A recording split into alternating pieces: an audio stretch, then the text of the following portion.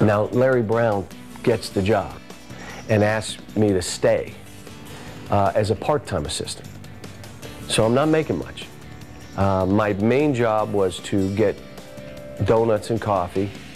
I picked up his laundry. If he was lonely, we went and had dinner together. But it was the greatest time of my life because it was all basketball.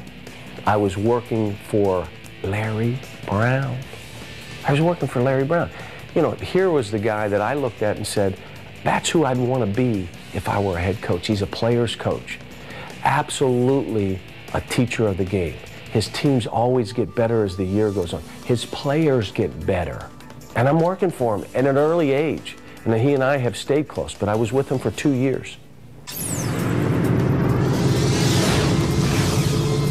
It was a job, quote, no one wanted. No one has ever survived from.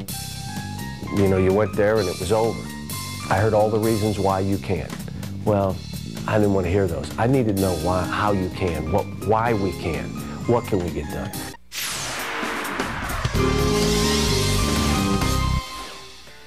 I had an opportunity to be a full-time assistant at the University of Pittsburgh. I grew up in Pittsburgh. Coming home and coaching was something that I looked at and said, wow. And then I was going to be full-time. I could be on the road, I could go recruit, and I was there 3 years. And we won a Big East championship. From there, I was lucky enough to be offered the UMass job. After it had been offered to about 5 other guys, I laugh, I say, they say, you were their third choice. I said, I was my wife's 5th choice, so who cares? And that's worked out okay. But it was a job, quote, no one wanted. No one has ever survived from. You know, you went there and it was over. I heard all the reasons why you can't. Well, I didn't want to hear those. I needed to know why, how you can, why we can, what can we get done. My early times at UMass, I tried every drill. So we became drill masters. Now, none of the drills matched how we played. So we were the worst defensive team, no lie, in Division I basketball. My good friend Rick Barnes, I called him and I said, Rick, we're the worst defensive team in the country. I mean, we were giving up 100 points to anybody. You play, you got 100.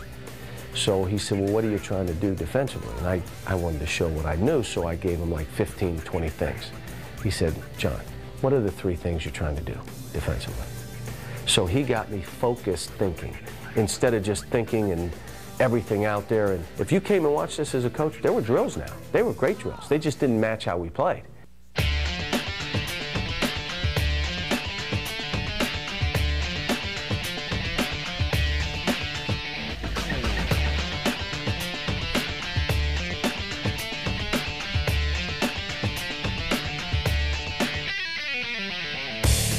Someone says, well, how did you look beyond where it was? Well, I looked in our league and I said, if Temple can be #1 in the country, they're in our league, then we can be #1 in the country. What are you talking about? You're 295 out of 300.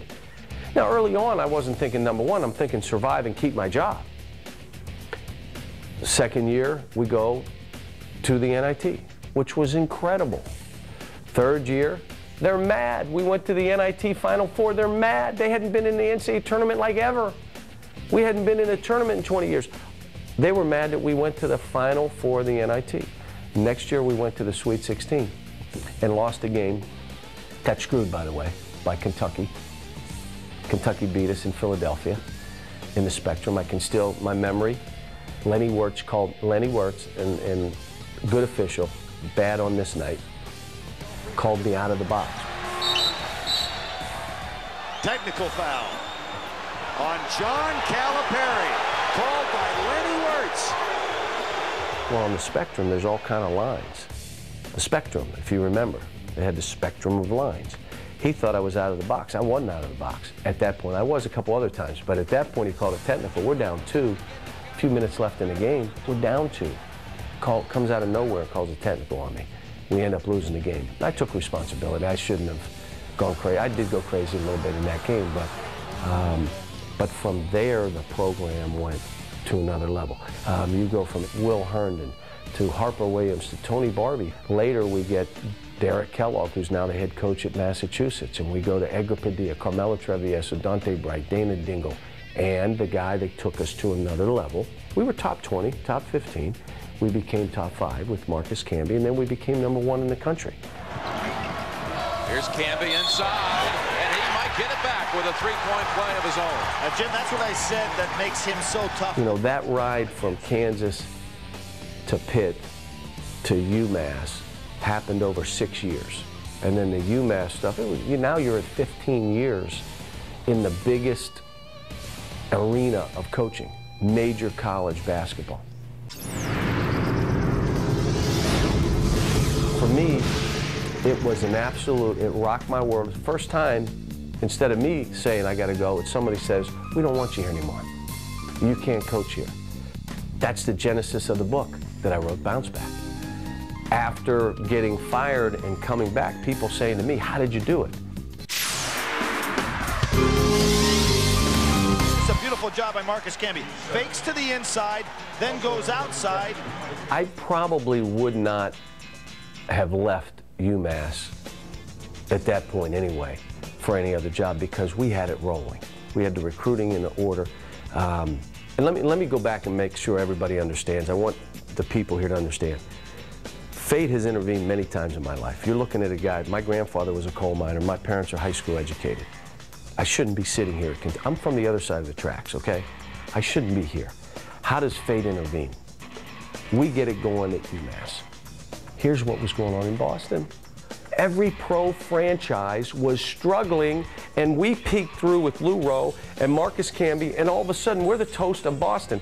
At this stage right now, you're a college program, you could be a BC. You're getting 2 lines. Because the Celtics are going to win it. Come on, Bill Belichick? Wait a minute, Terry Francona and the Red Sox? What about the Bruins? You notice I say the Bruins like they would in Boston. I mean, it's like you can't, there's no air left. It's all sucked out of the state. At the time I was at UMass, fate intervened, and those things were down, and we took off. And it was, I look back and say, why? And then the opportunity happens with the Nets.